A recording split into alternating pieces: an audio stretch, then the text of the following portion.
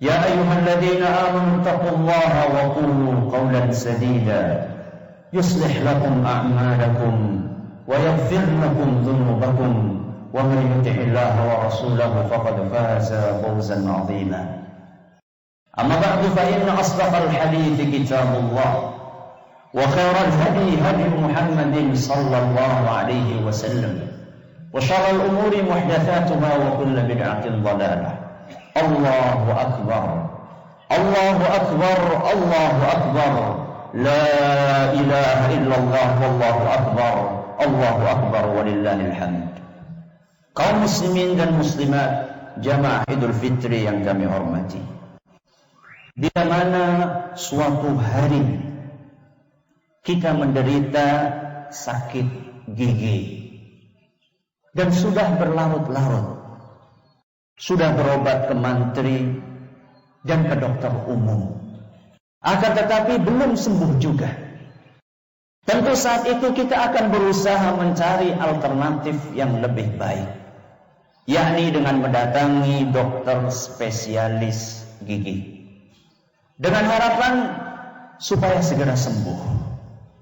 Keyakinan itu muncul karena anggapan bahwa dokter spesialis itu lebih berilmu dalam bidang tersebut, tanpa mengurangi rasa hormat kita kepada para mantri dan dokter umum. Kita rela dan pasrah manakala gigi kita diotak-atik oleh sang dokter spesialis. Lagi-lagi karena keyakinan kita bahwa beliau memiliki ilmu yang lebih di dalam bidangnya. Di lain kesempatan, mungkin mobil atau motor baru kesayangan yang kita miliki rusak. Setelah berusaha untuk mengotak-atik sendiri mesin, ternyata bukan malah membaik. Saat itu kita akan bersegera membawa kendaraan tersebut ke bengkel motor atau mobil, bukan bengkel sepeda. Bahkan mungkin kita akan memilih bengkel khusus yang spesialisasinya menangani merek kendaraan kita. Besar harapan mobil atau motor kesayangan kita akan kembali sehat. Tidak masalah mengeluarkan dana yang lebih banyak dibandingkan ketika pergi ke bengkel biasa. Sebab kita yakin bahwa bengkel khusus itu memiliki ilmu yang lebih, tanpa mengurangi rasa hormat kita kepada para mekanik bengkel biasa. Kita menerima untuk menjadi penonton setia yang hanya menyaksikan kendaraan kesayangan kita dibongkar, dipasang sedemikian rupa. Kenapa? Lagi-lagi karena keyakinan kita bahwa para mekanik dan montir memiliki ilmu yang lebih di dalam bidangnya. Ma'asyiral muslimin rahimakumullah. Demikianlah sedikit ilustrasi tentang kepercayaan di dalam diri kita kepada orang lain yang kerap tumbuh karena ilmu yang mereka miliki. Fenomena ini secara umum tidak masalah dalam pandangan Islam. Namun, pernahkah kita berpikir bahwa seluas apapun ilmu yang dimiliki pihak-pihak yang kita percayai tersebut, sejatinya ilmu mereka sangatlah terbatas, yakni terbatas dalam bidang yang mereka tekuni saja.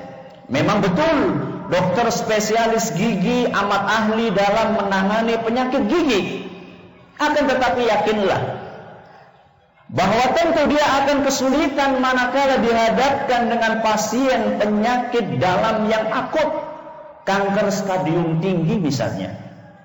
Begitu pula mekanik kendaraan Toyota contohnya, dia akan angkat tangan manakala diminta untuk menyervis kerusakan parah kendaraan BMW misalnya. Begitulah keterbatasan ilmu yang dimiliki oleh manusia. Nah, setelah kita menyadari realita tersebut, tahukah kita bahwa di sana ada yang memiliki ilmu yang sangat luas, bahkan tanpa batas, di seluruh bidang tanpa terkecuali. Namun justru anehnya terkadang kita tidak percaya kepadanya. Kita enggan untuk menerima aturannya. Bahkan tidak jarang kita protes dengan ketetapannya. Siapakah dia? Dialah penguasa alam semesta ini, Allah Tabaraka wa Ta'ala. Dalam sebuah ayat suci Al-Quran, Allah menggambarkan keluasan ilmu Allah. Wa indahu mafatihul ghaibi la ya'lamuha illahu.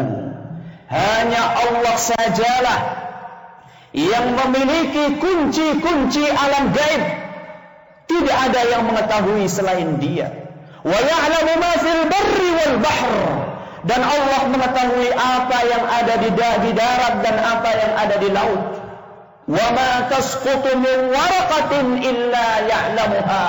Tidak ada satu daun pun yang jatuh di muka bumi ini melainkan Allah mengetahuinya. Wala habbatin fi dhulumatil ardi wala ratbin wala yabisin illa fi kitabim mubin. Bahkan tidak ada sesuatu yang basah, biji di kegelapan malam, yang basah, yang kering, melainkan semuanya telah tercatat di dalam Lauhul Mahfuz. Al-Quran surat Al-An'am ayat 59.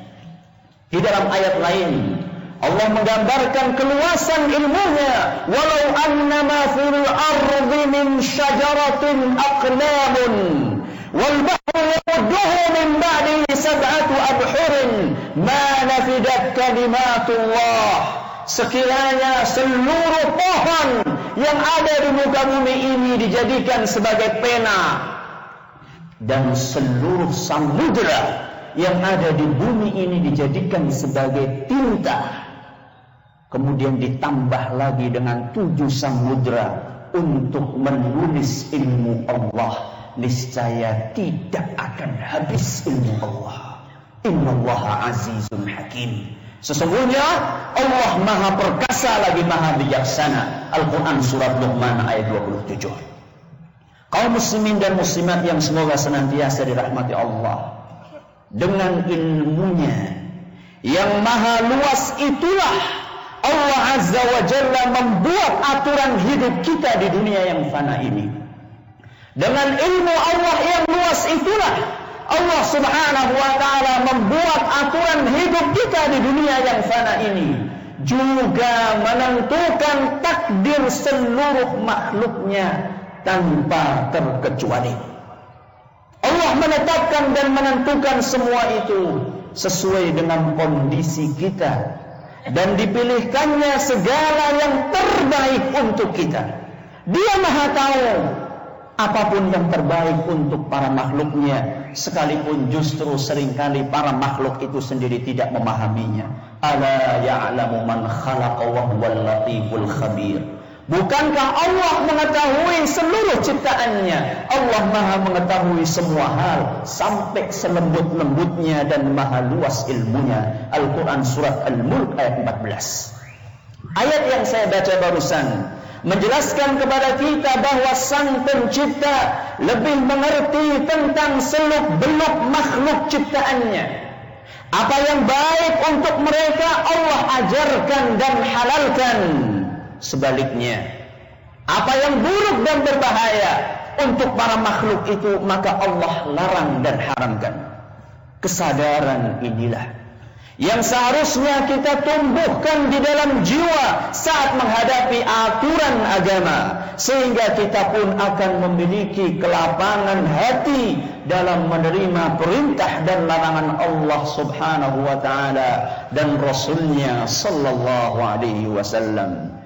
Tidak ada jalan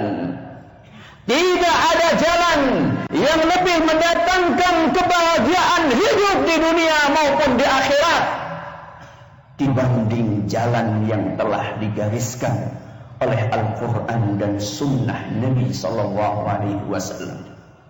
Siapapun yang meniti jalan tersebut pasti akan selamat, akan tenang dan nyaman kehidupannya, serta kelak di akhirat akan mendapatkan kehormatan untuk memasuki surga insyaallah ta'ala.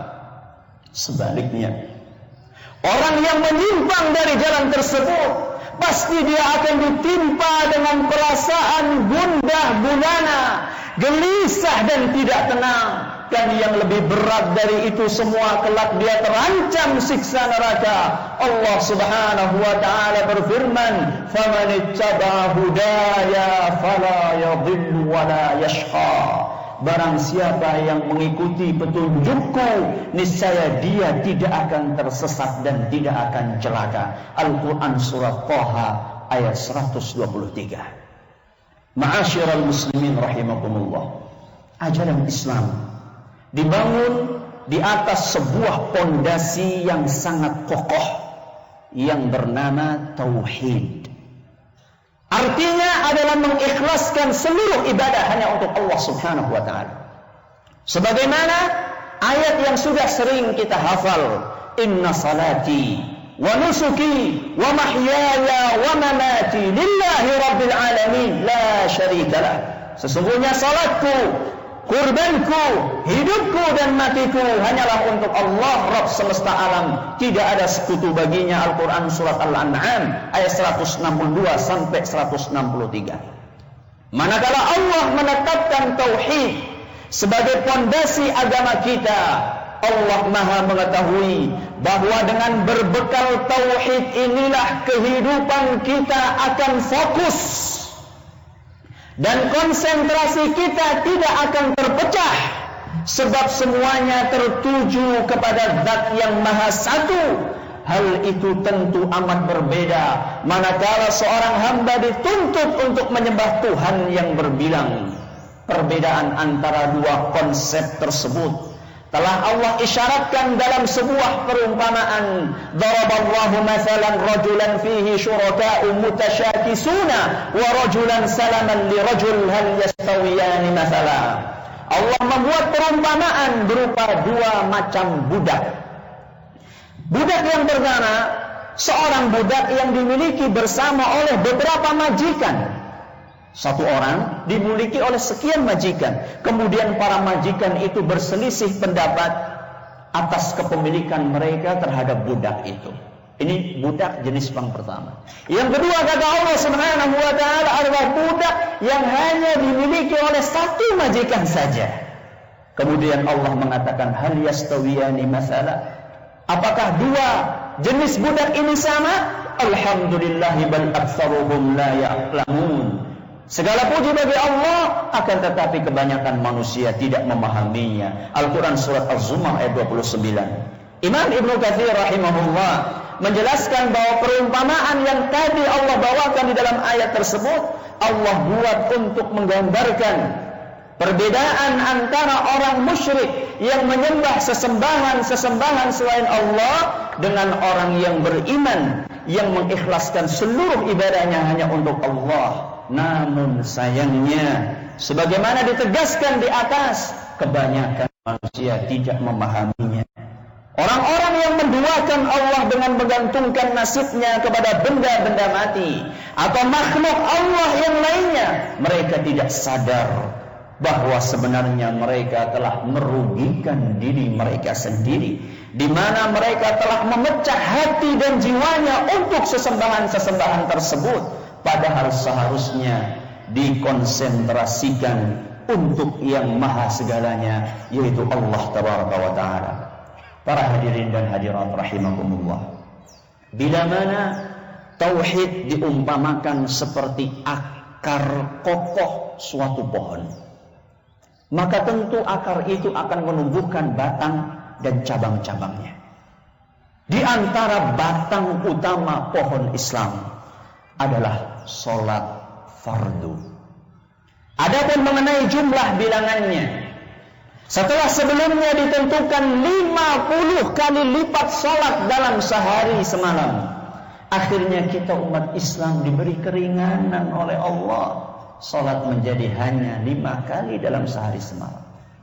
Manakala Allah Subhanahu wa ta'ala mewajibkan kita untuk sholat sehari 5 kali, bukan dalam rangka mempersulit atau mengganggu aktivitas keseharian kita, Wa ma ja'ala 'alaikum fid din min haraj. Allah tidak menjadikan kesukaran dalam agama kalian. Al-Quran surat Al-Hajj ayat 78. Namun justru karena antara lain Allah Maha mengetahui bahwa seorang insan tidak mungkin lepas dari ketergantungan kepada Yang Maha Kuasa walaupun hanya sekejap mata. Untuk memenuhi kebutuhan primer dan sekundernya, seorang manusia selalu membutuhkan uluran tangan dan bantuan dari Allah Subhanahu wa taala. Bahkan manusia tidak akan mungkin mendapatkan ketenangan serta kedamaian kecuali apabila dia mendekatkan dirinya kepada Sang Pencipta. Karena itulah begitu kita bangun pagi, kita diajak untuk mengawali hari tersebut dengan bersimpuh di hadapan Allah, menunaikan salat subuh, agar hari kita diberkahi oleh Allah Subhanahu wa ta'ala. Kemudian di tengah aktivitas harian, ketika otak dan fisik ini mulai jenuh bekerja, kita memerlukan refreshing, kita memerlukan hiburan batin, maka disyariatkanlah menunaikan salat zuhur untuk mendinginkan kembali otak yang mulai panas, mengingatkan kita lagi dengan akhirat dan mengkikis benih-benih cinta buta dunia. Dan itulah hiburannya orang-orang yang beriman. Kana Nabiyyu sallallahu alaihi wasallam idza hasabahu amrun fazi'a ila shalah. Adalah Rasulullah sallallahu alaihi wasallam ketika beliau dirundung dengan masalah, maka beliau segera menunaikan salat. Hadis riwayat Ahmad dan dinyatakan hasan oleh Syekh Al-Albani. Adapun orang-orang yang masih bersikukuh untuk menunaikan salat hanya sekali dalam seminggu, yakni saat salat Jumat saja, atau yang lebih parah dari itu hanya menunaikan salat 2 kali dalam 1 tahun, salat Idul Fitri dan Idul Adha saja, maka mustahil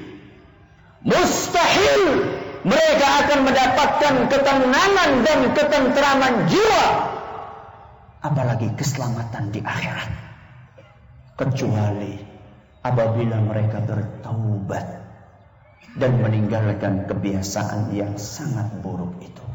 Allahu Akbar, Allahu Akbar, Allahu Akbar, walillahil hamd.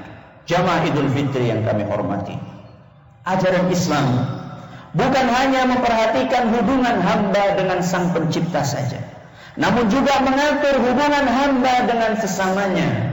Hal itu antara lain diimplementasikan dalam kewajiban menunaikan zakat harta yang dimiliki.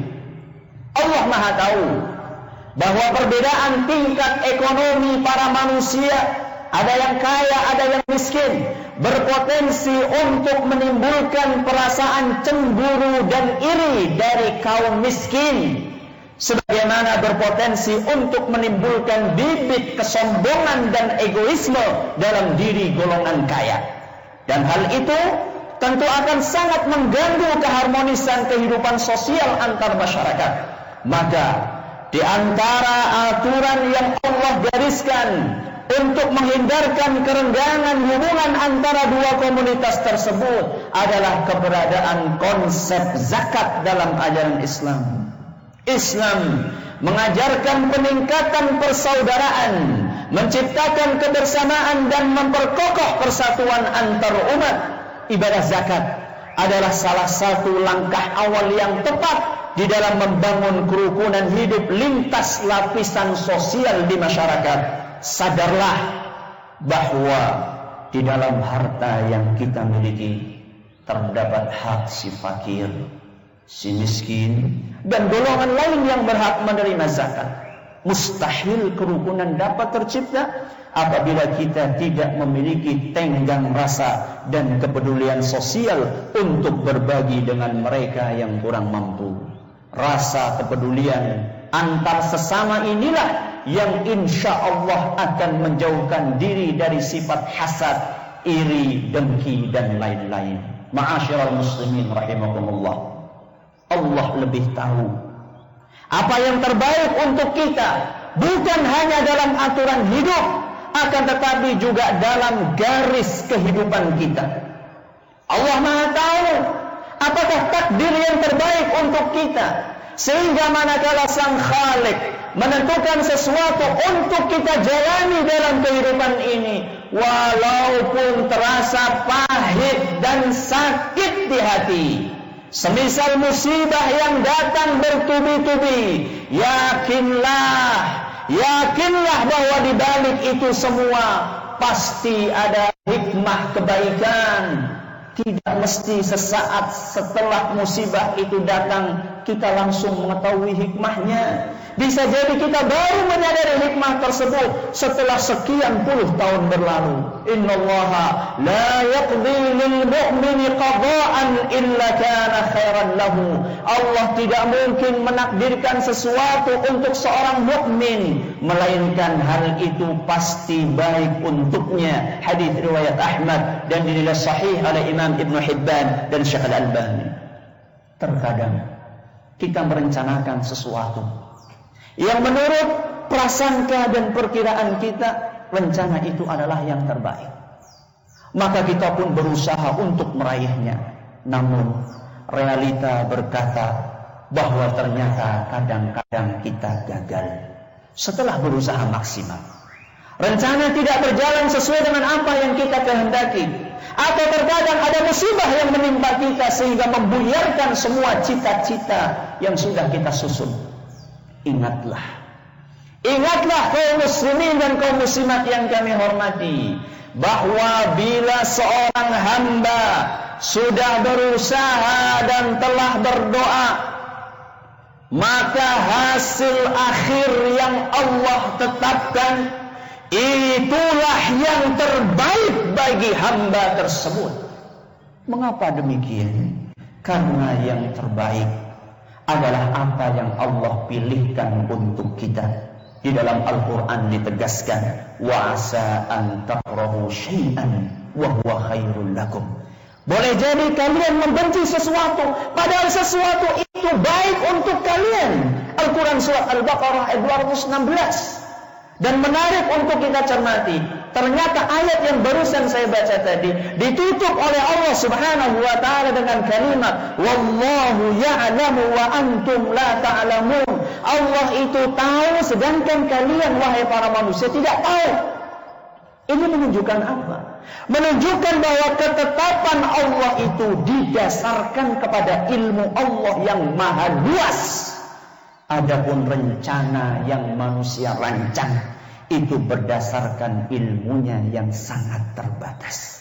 Allahu Akbar, Allahu Akbar, Allahu Akbar, walillahil hamd. Jamaah Idul Fitri yang kami hormati, disunahkan bagi kaum muslimin dan muslimat yang bersolat Id ketika pulang nanti untuk melewati jalan lain yang berbeda dengan jalan yang dia lalui ketika dia berangkat. Hal itu dalam rangka mencontoh apa yang dipraktekkan oleh Nabi kita Muhammad sallallahu alaihi wasallam, menampakkan syiar-syiar Islam, menebarkan salam dan hikmah-hikmah mulia lainnya. Sudah merupakan suatu hal yang lazim. Di hari ini kaum muslimin saling bersalam-salaman dan mengucapkan selamat hari raya, dan hal ini adalah merupakan kebiasaan yang baik. Merupakan kebiasaan yang baik karena akan menumbuhkan rasa kasih sayang, mengkikis rasa iri dan dengki yang terkadang muncul di hati sebagian kita. Namun, meskipun demikian, dalam melestarikan budaya baik di atas, hendaknya kita berusaha untuk menghindari bersalaman dengan lain jenis yang bukan mahram kita. Juga mencontoh para sahabat Nabi SAW dalam memilih redaksi ucapan selamat dengan saling mengucapkan taqabbalallahu minna wa minkum. Karena kalimat ini tidak semata-mata ucapan selamat, akan tetapi juga mengandung doa agar Allah menerima amalan orang yang mengucapkan selamat dan orang yang diberi ucapan selamat. Ala wa sallu wa sallimu rahimakumullah ala al-hadi al-bashir was-siraj al-munir kama amarakum bidzalika al-latiful khabir faqala fi muhkam at-tanzil inna Allaha wa malaikatahu yusalluna 'alan nabi ya ayyuhalladhina amanu sallu 'alaihi wa sallimu taslima Allahumma salli 'ala Muhammad wa 'ala ali Muhammad kama sallaita 'ala Ibrahim wa 'ala ali Ibrahim innaka Hamidum Majid Allahumma barik 'ala sayyidina Muhammad وعلى آل سيدنا محمد كما باركت على سيدنا إبراهيم وعلى آل سيدنا إبراهيم إنك حميد مجيد اللهم ربنا ظلمنا أنفسنا وإن لم تغفر لنا وترحمنا لنكونن من الخاسرين ربنا اغفر لنا ولإخواننا الذين سبقونا بالإيمان ولا تجعل في قلوبنا غلا للذين آمنوا ربنا إنك رؤوف رحيم اللهم انصر المسلمين في فلسطين واليمن ومyanmar ya Allah tolonglah kaum muslimin di Palestina di Yaman di Myanmar dan lain-lainnya Allahumma ansur ikhwanana al-mustada'afina fi kulli makan ya Allah bantulah seluruh saudara-saudara kami yang tertindas di segala penjuru dunia Allahumma a'izzal Islam wal muslimin ووحد اللهم صفوفهم وأجمع كلمتهم على الحق واكسر شوكة الظالمين Ya Allah muliakanlah Islam dan kaum muslimin satukanlah barisan dan kalimat mereka di atas kebenaran dan hancurkanlah kekuatan orang-orang yang zalim waktu bisalama wal amna bi'ibadik ajma'in karuniakanlah kedamaian dan keamanan untuk seluruh hamba-Mu